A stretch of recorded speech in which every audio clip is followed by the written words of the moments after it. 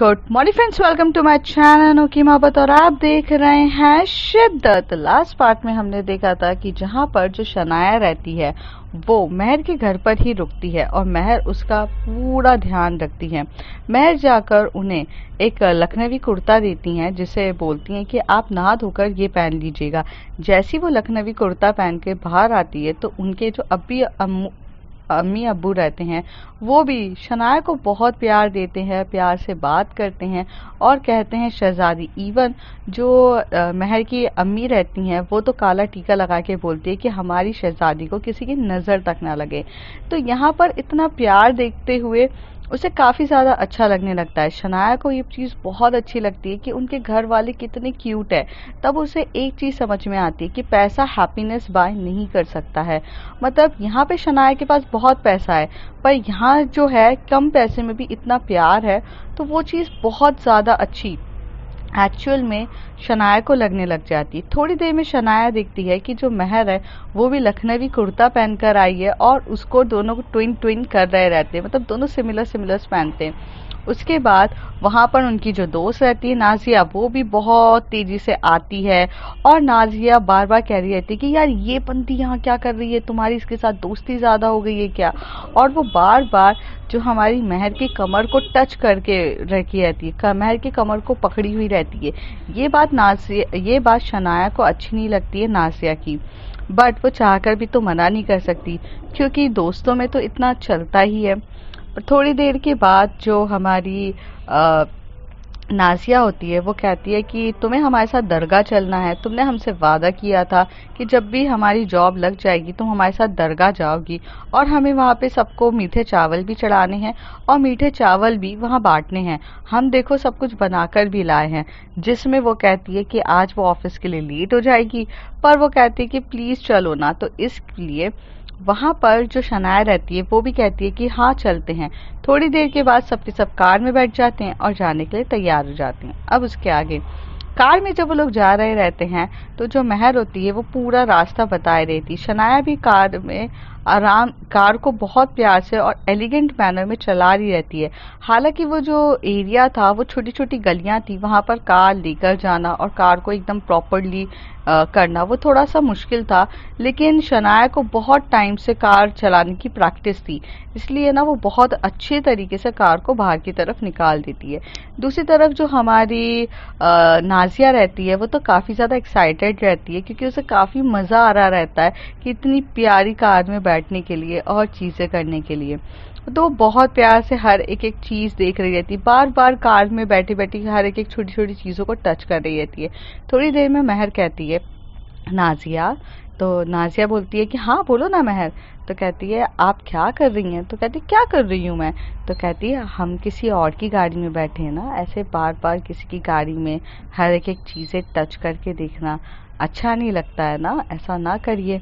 तो कहती है महर मैंने आज तक इतनी प्यारी गाड़ी नहीं देखी, ये तो कार बहुत प्यारी है, दिखने में तो कितनी छोटू सी है पर कितनी क्यूट है। तो ये बात शनाया भी सुन लेती है, उसके चेहरे पे मुस्कान आ जाती है। महर शनाया के चेहरे को नोटिस करती है और जब वो देखती है कि शनाया जब हंसती है तो कितनी क्यूट लगती है ना, मतलब वो भी एक बहुत प्यारी सी है। तभी जो महर होती है वो शनाया को देखे जा रही रहती है। शनाया कार तो बहुत अच्छे से ड्राइव कर रही रहती है, लेकिन उसे ऐसा महसूस होता है कि कोई उसे देख रहा है, तो वो एक पल के लिए अपनी नज़रें इधर करती है। जैसी वो एक पल के लिए नज़रें करती है तो यहाँ पर जो शनाया और महर की नज़रें एक दूसरे से मिलती है, एक दूसरे से नज़रें मिलती हैं और जैसी नज़रें मिलती हैं वो दोनों एक दूसरे को काफ़ी देखने लग जाते हैं। तभी वहाँ से नाजिया कहती है अरे शनाया आगे आगे देखो, आगे आगे देखो भैंस आ रही है। तो कहते ओ तुम्हारे यहाँ भैंस भी दिखती है, मैंने तो लास्ट टाइम भैंस कब देखी थी पता भी नहीं। कहती अरे हमारा तो एरिया थोड़ा गरीबों वाला है ना, यहाँ पे आपको भैंस कुत्ता सब कुछ मिल जाएगा। तो शनाया कहती है नहीं नहीं गरीब है तो ऐसा कुछ नहीं है, बहुत क्यूट है। तो महर देख के बोलती है लेकिन आपके लेवल का नहीं है और आपके स्टेटस का नहीं है। महर कहती है, तो शनाया कहती है ना स्टेटस और ये सब चीज़ें क्या मोहब्बत के सामने मैटर करती है। जैसे ही ये सवाल शनाया पूछती है, महर उसकी तरफ घूर के देखने लग जाती है और कहती है, क्या कहने का मतलब है आपका? तो कहती है, कुछ नहीं, सही वक्त पे शायद आप समझ जाएंगी। और बस इतना बोलकर वो आगे चलने लगती। तभी वो नासिया से पूछती हैं, नासिया यहाँ से कहाँ जाना है? तो कहती हाँ हाँ, यहाँ से आप आगे जाइए, आगे से एक लेफ्ट टर्न लीजिए और फिर वहाँ से स्ट्रेट जाकर फिर एक राइट टर्न लीजिएगा, वहाँ पर हमारा दरगाह आ जाएगा। तो कहती है ठीक है। तो यहाँ पे फिर वो कार को, जब मेन रोड पर आ जाते हैं वो लोग, तब वो कार को थोड़ा स्पीड में चलाती है, पर केयरफुली चलाती है, क्योंकि उसे याद रहता है कि पिछली बार उसने केयरफुली नहीं चलाया था।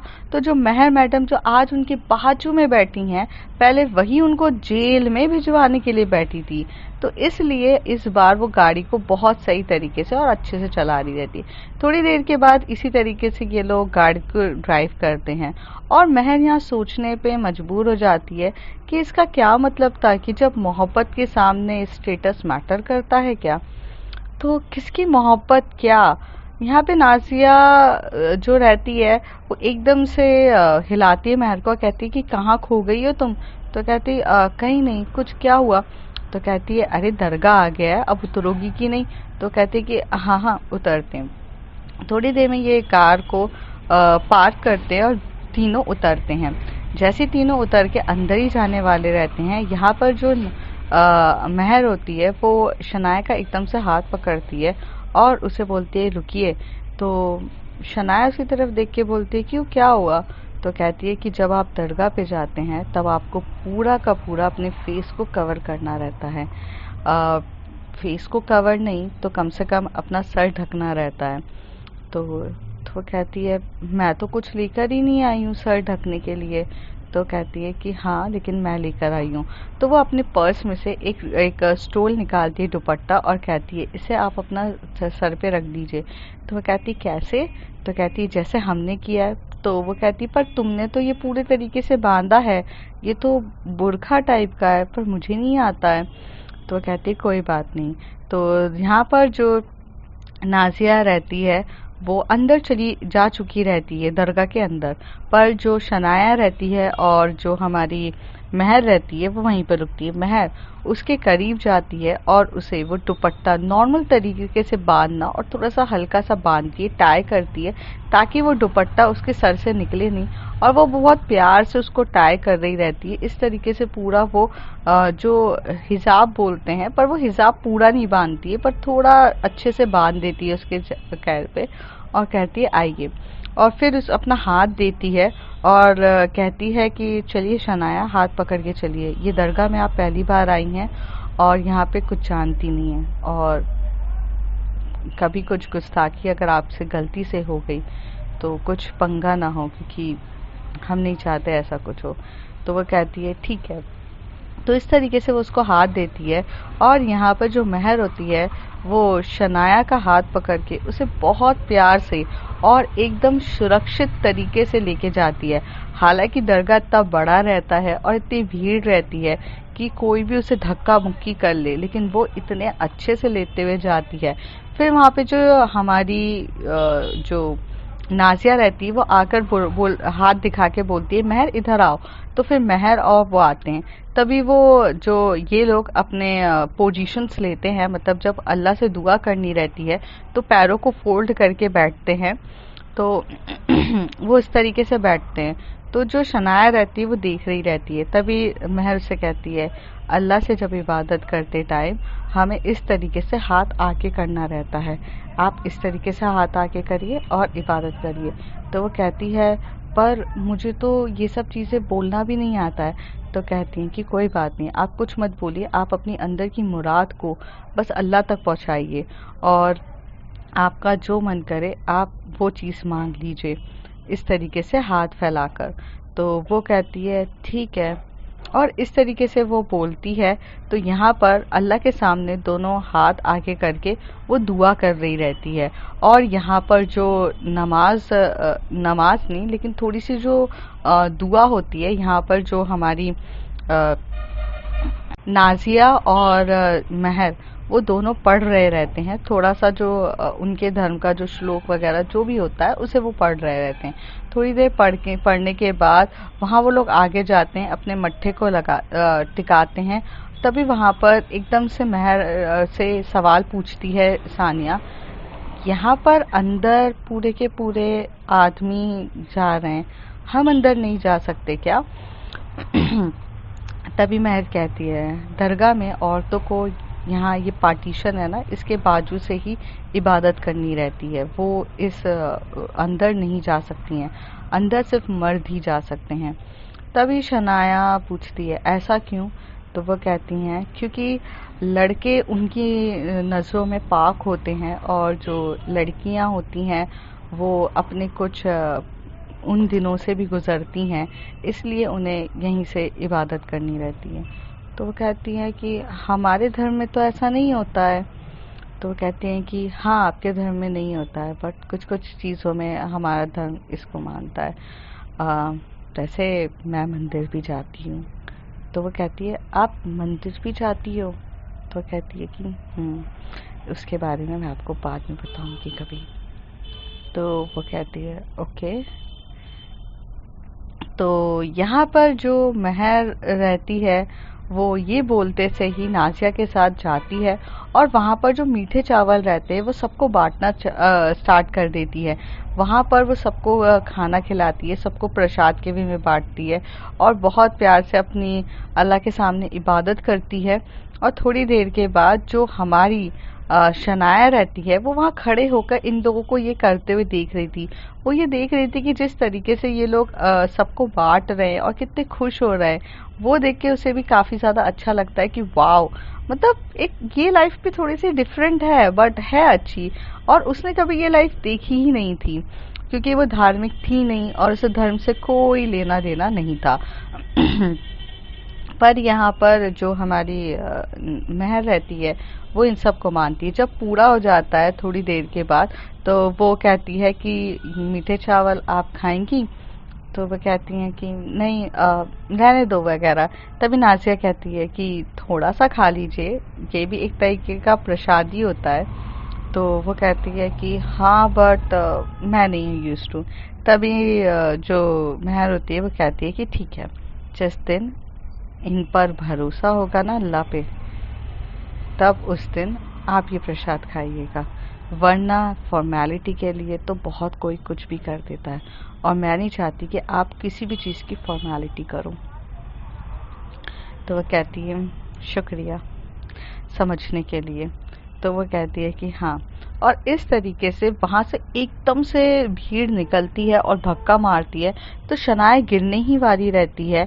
जो हमारी महर रहती है वो उसे अपने पास खींच के एकदम टाइट हक करके उसके सर को भी प्रोटेक्ट करके एकदम उसे अपने से सीने से लगा कर रखती है और बहुत टाइटली रखती है और थोड़ा सा साइड हो जाती है और इस साइड कर देती है उसे दीवार की तरफ और खुद पीठ की तरफ रहती है। और जब वो वहाँ से लोग निकल रहे रहते हैं तो थोड़ा धक्का मुक्की हो रही रहती है। नाजिया जब इस तरीके से महर का प्रोटेक्टिव रूप देखती है तो उसे भी काफ़ी ज़्यादा शॉक्ड होता है कि ये इतनी ज़्यादा प्रोटेक्टिव क्यों है।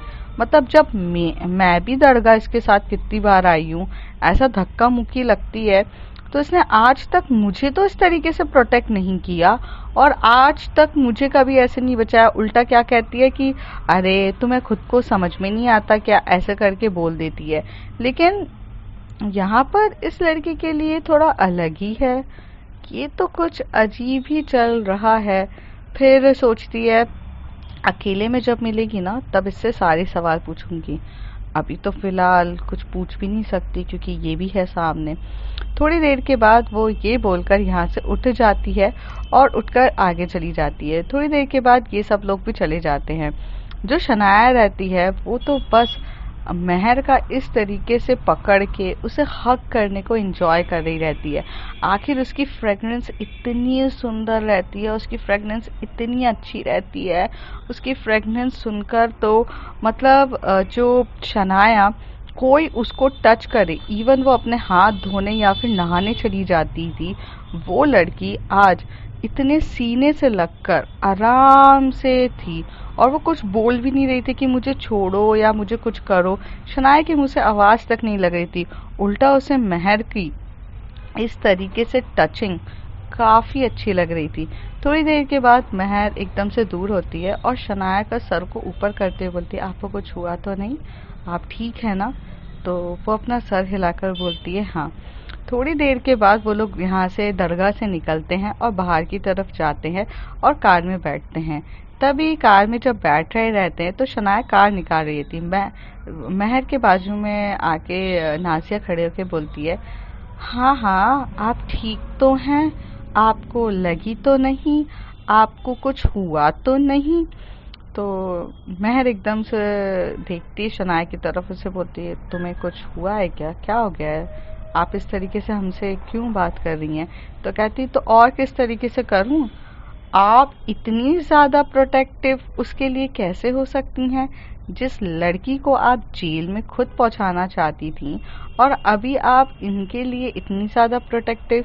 हाँ हाँ, दरगाह में तो एक बार तो हम आए नहीं हैं, दरगाह में तो हम 1000 बार आए हैं, और हम जब आते हैं, जब हमें कोई धक्का मुक्की होती है, आप तो हमें कभी इस तरीके से प्रोटेक्ट नहीं करी और आज उसको इस तरीके से प्रोटेक्ट करी है। तो कहती हैं, नासिया क्या बच्चों वाली बातें कर रही हो, शनाया फर्स्ट टाइम आई है दरगाह, उसे दरगाह के बारे में कुछ नहीं पता, हम हमारे दरगाह में उसको फर्स्ट टाइम लेकर आए तो हमें उसे प्रोटेक्ट करना बनता है। हालांकि अगर उसे चोट वोट लग जाती तो उसे ये चीज़ लगती ना कि यार दरगाह में तो मतलब इस तरीके से लोग बिहेव करते हैं, इससे ना अच्छा नहीं लगता, और वो कहीं पर भी हम उसे लेकर जाएंगे तो थोड़ा तो प्रोटेक्टिव होंगे ही ना। तो कहती, ओ थोड़ा, लेकिन मुझे तो आजकल कुछ ज़्यादा ही दिखता है। तो कहती, तुम अपने दिमाग की जो एक्स्ट्रा चलाती हैं ना आप, वो आप अपनी जॉब पे चलाइएगा ताकि आपको प्रमोशन बहुत जल्दी मिले। ये सारी चीज़ें यहाँ चला कर ना सिर्फ और सिर्फ आप टाइम पास कर रही हैं। ओके, चलिए। तभी वहाँ से हॉर्न बजती है गाड़ी की और जहाँ पे शनाया बुलाती है। थोड़ी देर के बाद सबके सब जाकर अंदर बैठ जाते हैं और यहाँ से जाने के लिए तैयार थी। तो शनाया को सबसे पहले वो घर की अपने ऑफिस की तरफ छोड़ देती हैं जो उन्हीं के बिल्डिंग के पीछे रहता है, और फिर वो दोनों अपने ऑफिस की तरफ जाती, गाड़ी को साइड में पार्क करती हैं और दोनों निकलती हैं। आज वो दोनों लेट हो चुकी थी, करीब 10:30 बजे का कुछ अराउंड का टाइम हो चुका था। 10 बजे उनको पहुंचना था, बट दरगाह जाकर थोड़ा सा लेट हो गए थे, पूजा पाठ करके मतलब इबादत करके थोड़ा सा लेट हो गए थे, तो उनको टाइम हो गया। थोड़ी देर के बाद जैसी वो दोनों एक साथ कार से उतरती हैं और वॉचमैन शॉक्ड हो जाए कि यार ये दोनों लड़कियां एक दूसरे से लड़ाई कर रही थी और अब इस तरीके से साथ में निकलती हैं, और साथ ही साथ मिस्टर ओबरॉय जो ये देखकर कठिन थे कि उन्होंने तो ये सोचा था कि एक म्यान में 2 तलवार कैसे रहेंगी, आज 2 तलवार एक साथ आने के लिए तैयार हो रही थी। तो उनके लिए भी काफ़ी शौक था और पूरा का पूरा ऑफिस ये जानता था कि इन दोनों के बीच में बनती नहीं है और ये दोनों एक दूसरे से लड़ते झगड़ते हैं और थोड़ा गुस्सा करते हैं। पर जैसे अंदर जाते हैं, इस तरीके से सबको देखकर काफ़ी ज़्यादा शॉक्ड हो जाते हैं और सबके सब शॉक्ड होकर ये बोलने लगते हैं, उफ माय गॉड, ये दोनों साथ में हैं, आज कैसे ये चमत्कार कैसे हो गया? अरे कल तक तो ये दोनों एक दूसरे से लड़ रहे थे और आज एक साथ। तो कहती, एक रात में ऐसा क्या बदल गया? तो कहती है पता नहीं, पर दोनों साथ में हैं और बहुत अच्छे से होती है। फिर दोनों एंटर होते हैं तो शनाया और जो महर होती है वो नोटिस करते हैं कि पूरा ऑफिस उन्हें इन तरीके से देख रहा है। फिर उन्हें याद आता है कि हालांकि देखने की वजह भी है उनके पास, क्योंकि इस तरीके से लड़ाई झगड़े तो उनके होते ही रहते थे, और अब सडनली से कोई उन्हें इतने अच्छे तरीके से करे तो बात ही कुछ अलग होती है। थोड़ी देर के बाद जो शनाया रहती है वो अपने कैबिन में चली जाती है और महर अपने कैबिन में जाकर काम करना स्टार्ट कर देते हैं। दोनों काफ़ी सिंसियरिटी से अपना काम कर रहे थे और सिंसियरिटी से काम कर रहे थे कि थोड़ी देर के बाद वो लोग काम करने लग जाते हैं। तो मिस्टर ओबरॉय जो रहते हैं वो शनाया के कैबिन में आते हैं और कहते हैं कि कल रात को आप कहाँ थी? तो कहती हैं, सॉरी डैड, मैं रात को घर नहीं आ पाई। तो जैसे ये बात वो सुनती है मिस्टर ओबरॉय, वो एकदम से चेयर में बैठ जाते हैं और वहाँ पे जो पानी रहता है वो पीने लग जाते हैं। तो शनाया जो होती है वो इस तरीके से देखने लग जाती है और कहती है कि क्या हुआ है आपको। तो कहते हैं कि तुमने क्या कहा। तो कहती है मैंने कहा कि मैं कल नहीं आ पाई थी घर। तो वो कहते हैं नहीं नहीं, उससे पहले क्या कहा। तो कहती बस यही तो कहा मैंने। तो कहते तुमने ये कहा कि आई एम सॉरी डैड। तो वो कहती है कि हाँ आई एम सॉरी डैड, मैंने कुछ गलत कहा क्या। तो वो कहती है तुमने सॉरी बोला, तुमने सॉरी बोला। तो वो कहते तो क्या हो गया। कहते अरे शनाया की डिक्शनरी में ये वर्ड कब से आ गया, ये कब से आने लग गया है ये वर्ड। तो उसके डैड शॉक्ड होते। तभी वो कहते ओ डैड, ओवर एक्टिंग के पैसे काटने पड़ेंगे आपके, इससे ज्यादा ओवर एक्टिंग ना ही करिए तो बेटर है। तो वो बोलने लगते हैं no you are changing, I am glad कि तुम चेंज हो रही हो। तो कहते हैं ऐसा कुछ नहीं है। तो कहते हैं अच्छा तो कल कहाँ थी आप। तो वो कहती है कि कल थोड़ा सा ड्रिंक ज़्यादा हो गई थी। तो कहती है तो फिर किसके साथ, यश के साथ थी तुम पूरे रात भर उसे घर पे। तो कहती है नो मैं यश के साथ नहीं थी डैड। तो कहते हैं कि तो कहाँ थी। तो वो कहती हैं कि मैं रात को महर के साथ थी और मैं महर के घर पर थी और मैं वहीं सो गई थी। तो उसके डैड कहते तो तुम महर के घर पे जाकर सो गई थी, पर तुम तो उससे नफरत करती हो ना। तो कहती है लॉन्ग स्टोरी डैड, मैं आपको कैसे समझाऊं, क्या हुआ था क्या नहीं हुआ था। तो कहते शॉर्ट में समझा दो। Of course I am your cool dad, तुम भूल गई हो क्या।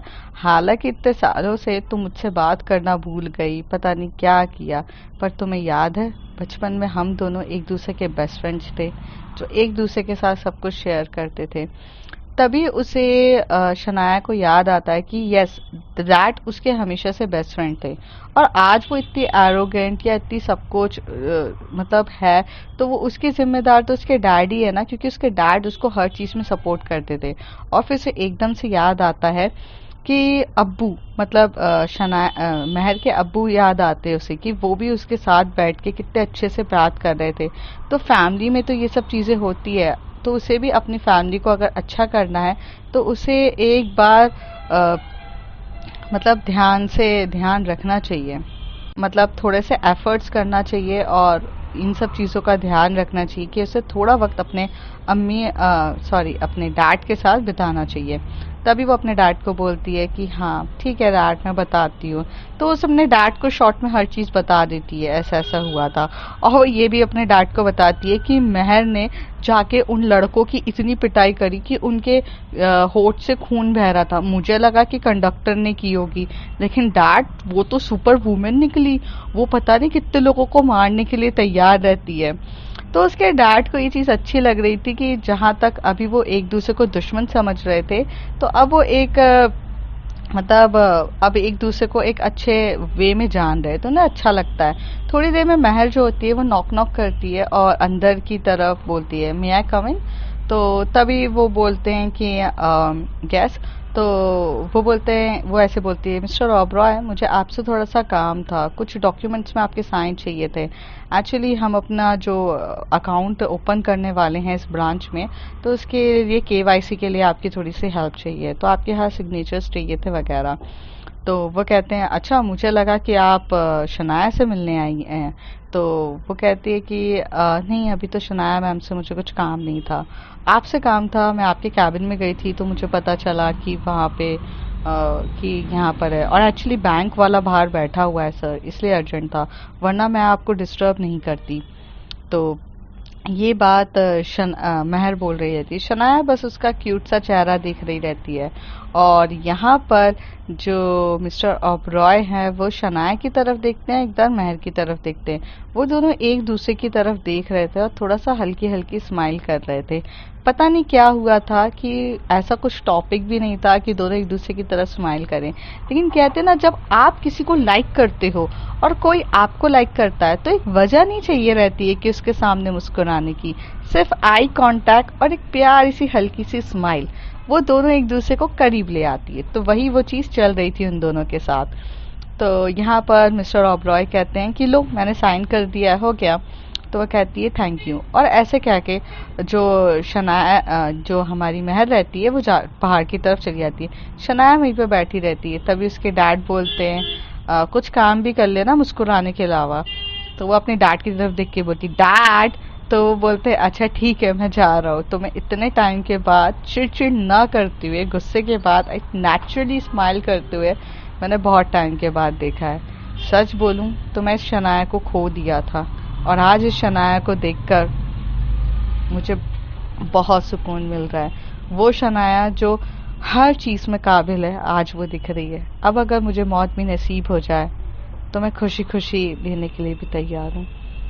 तभी शनाया उठती है, अपने डैड को हक करते हुए बोलती है पापा इस तरीके से बात मत करिए, आप मेरे लिए बहुत इम्पोर्टेंट है। मैं जानती हूँ कि मैंने ना इन दिनों आपको बहुत हर्ट किया है, बहुत गलत ट्रैक पे चली गई थी, चीज़ें नहीं समझी, बट मैं आपसे बहुत प्यार करती हूँ और आप मेरे वही कूल चैम हो, मेरे वही कूल कैप्टन हो जिन्होंने मुझे हमेशा से ज़िंदगी में सर उठा के जीना सिखाया। बहुत प्यार से बोलती है। फिर थोड़ी देर के बाद वो इमोशनल होने लगते हैं। तो उसके डैड को पता रहता है कि आज नहीं तो कल उन्हें तो ये चीज़ें छोड़कर ही जाना है। तो इसलिए वो हंसते हुए बोलते हैं कि अरे कुछ नहीं बेटा, इतना सेंटी नहीं होते हैं, चलो चलो चलो काम करो जल्दी से, वैसे भी आज 10:30 पर आई हो। और ऐसे बोलने लग जाते हैं। तो कहती ओके डैड मैं काम कर लेती हूँ। इस तरीके से काम करने लग जाते हैं। सभी अपने काम में काफ़ी ज़्यादा व्यस्त हो जाते हैं और बिजी हो जाते हैं। फिर इसी तरीके से चलता है। फिर लंच टाइम आ जाता है। तो जो महर होती है वो नॉक नॉक करती है। तभी वह कहते हैं कि हाँ अंदर आओ। तो थोड़ी देर में वो अंदर आती है और शनाया के सामने बैठती हैं, मतलब। तो तभी शनाया बोलती है हाँ महर बोलो क्या हो गया। तो वह कहती है कि आपको याद है कि आज क्या है। तो वो कहती है कि क्या। तो कहती है आपको याद है कि अभी लंच टाइम है। तो कहती है ओह हाँ यार पता ही नहीं चला लंच टाइम हो गया। हाँ तो तुम लंच कर लो ना, कुछ प्रॉब्लम है क्या। तो वो कहती है आपके लिए अम्मी ने भी खाना भेजा था, आप भूल गई क्या। तो कहती है कि हाँ हाँ अम्मी ने मेरे लिए भी खाना भेजा था, उन्होंने मुझे कहा था। तो हाँ ठीक है खाते हैं। तो वो कहती हैं कि आप यहीं खाएंगी या फिर मतलब बाहर जो खाने का है। तो कहती नहीं यार मैं बाहर सबके साथ नहीं खा सकती हूँ और मुझे बहुत अजीब लगेगा, तुम यहीं आ जाओ मेरे साथ खा लो यहाँ पर, अगर तुम्हें कोई प्रॉब्लम है तो तुम बाहर चली जाओ और मुझे टिफ़िन दे दो। तो वह कहती नहीं नहीं मैं आपके साथ खा सकती हूँ। तो कहती कि ठीक है ले आओ। तो फिर वह कहती है कि ठीक है। थोड़ी देर में वो जाती है, टिफ़िन लेकर आती है और वहाँ टिफ़िन लाकर रखती है और खाना खाने के लिए टिफ़िन को ओपन करती है। तो वो कहती है कि मुझे आपसे एक बात पूछनी थी। तो कहती है कि हाँ पूछो ना। तो कहती है कि आप नॉन वेज खाती हैं या वेज खाती। तो कहती मैं तो दोनों खा लेती हूँ, मुझे कोई इशू नहीं है। तो वो कहती है ठीक है अम्मी ने मटन बिरयानी भी भेजी है और साथ ही साथ नॉर्मल बिरयानी भी है। तो कहती है अच्छा सुनो एक बात मैं तुम्हें बता देती हूँ। शनाया बहुत प्यार से बोलती है। तो वो कहती है कि हाँ बताओ। यहाँ पर ऑफिस में नॉनवेज खाना अलाउ नहीं है। तो कहती ओह सॉरी मैंने गुस्ताखी कर दी। तो कहती है अच्छा तुम नहीं हो ना, तुम्हें पता नहीं है। एक्चुअली मेरे डैड जो है ना वो pure Hindu type like non vegetarian वो है। तो इवन जब मुझे भी खाना रहता है मैं अपने घर पे जाके बाहर से खा कर आती हूँ, हमारे घर में नहीं बनता है। तो इसलिए अच्छा हुआ मैं तुम्हें यहाँ पे बुला लिया, वरना अगर तुम बाहर जाती तो हंगामा हो जाता। तो कहती है ओके अगली बार से मैं याद रखूँगी। तो कहती है कि हाँ हाँ कोई प्रॉब्लम नहीं है, ठीक है लाओ अम्मी ने दी है तो अच्छी टेस्टी बनाई होगी और इसकी स्मेल भी बहुत टेस्टी आ रही है। तो कहती है कि आप सीरियसली हमारे हाथ का खाना खाएंगी। एक्चुअली हम लोग तो मतलब थोड़ा। तो कहती तुम अगेन स्टार्ट मत हो जाना मिडिल क्लास वगैरह। मैंने कहा ना जहाँ मोहब्बत होती है तो वहाँ क्लास नहीं देखा जाता है। तो तभी महर कहती यही चीज़ का मतलब मैं समझी नहीं हूँ। तो कहती है तुम छोड़ो ना, इधर लाओ बहुत प्यारी स्मेल आ रही है, मुझे खाने दो। और इस तरीके से वो उठाती है और वो बिरयानी खाना स्टार्ट करती है और वो स्पून से बिरयानी खा रही रहती है। तभी वो कहती है कि अगर आप और एक्चुअल में इस तरीके से खाओगी, इस तरीके से तो खाई नहीं जाती है। तो कहती और किस तरीके से खाते हैं। तो वो कहती है बिरयानी है, इसका मज़ा तो तब आएगा ना जब अपने हाथ से खाओगी। कहती नहीं मैं अपने हाथ गंदे नहीं करूँगी। शनाया कहती है, तो बिरयानी कैसे खाओगे आप, स्पून से, और फिर नॉनवेज किस तरीके से इसे मिला के खाते हैं, और ये थोड़ा सा रसा है, इस रसे को इस पे मिलाओगे, हाथ से तो खाओगे। तो कहती मेरे बस का नहीं है। तो यहाँ पर जो हमारी शनाया रहती है वो कहती है कि तुम खिलाओगी तो खा लूंगी। तो महर उसकी तरफ देख के बोलती है, मैं आपको अपने हाथ से खिलाऊं? तो कहती है, हाँ क्यों नहीं, खिला सकती हो क्या? तो वो कहती है कि नहीं ऐसा कुछ नहीं है, खिला देती हूँ। और इस तरीके से वो एक ही प्लेट से वो थोड़ा सा लेके उसको खिलाती है, थोड़ा खुद खाती है, थोड़ा उसको खिलाती है, खुद खाती है। फिर यहाँ पर तो जो महर को रात का सीन याद होता है, और फिर शनाया को भी हल्का हल्का याद आता है कि रात को भी उसने इसी तरीके से जिद करी थी, पर उसे इस चीज का अच्छा लगता है कि कोई उसे अपनापन दे रहा है। क्या होता है लाइफ में, जब आप अपनी लाइफ में इतने बिजी हो जाते हो, आपके लिए पैसे ज़्यादा इम्पोर्टेंट हो जाते हैं, तो लोगों की मोहब्बत नहीं मिलती है, और जब लोगों की मोहब्बत नहीं मिलती है तो आपको कहीं ना कहीं वो चीज़ एम्प्टीनेस आपके जीवन में रहती है। तो आज जो उसकी एम्प्टीनेस और उसका जो वैक्यूम था इमोशनली, वो महर कहीं ना कहीं पूरा कर रही थी। तो शनाया को उसके हाथ से इस तरीके से खाने पीने में बहुत अच्छा लग रहा था और उसे सुकून मिल रहा था, और वो दोनों इसी तरीके से खाते हैं। तभी वहाँ पर एकदम से नॉक नॉक होता है, और वहाँ पर एकदम से जो एचआर मैनेजर होता है वो आ जाता है, क्योंकि उसे शनाया से काम रहता है, कुछ पेपर्स में साइन करने रहते हैं। तभी वो देखता है कि जो शनाया है को अपने हाथों से महर खाना खिला रही है, और फिर वो कहते ओ सॉरी मैम, मैं गलत टाइम पे आ गया। तो शनाया कहती है ओके तुम थोड़ी देर से आओ। तो वो कहती है कि हाँ, और शनाया वो ऐसे चला जाता है। जैसे ही वो बाहर जाता है वो एकदम शॉक्ड हो जाता है। तभी वहां से दूसरा एम्प्लॉय आके पूछता है क्या हो गया भाई, तू इतना शॉक क्यों हो गया?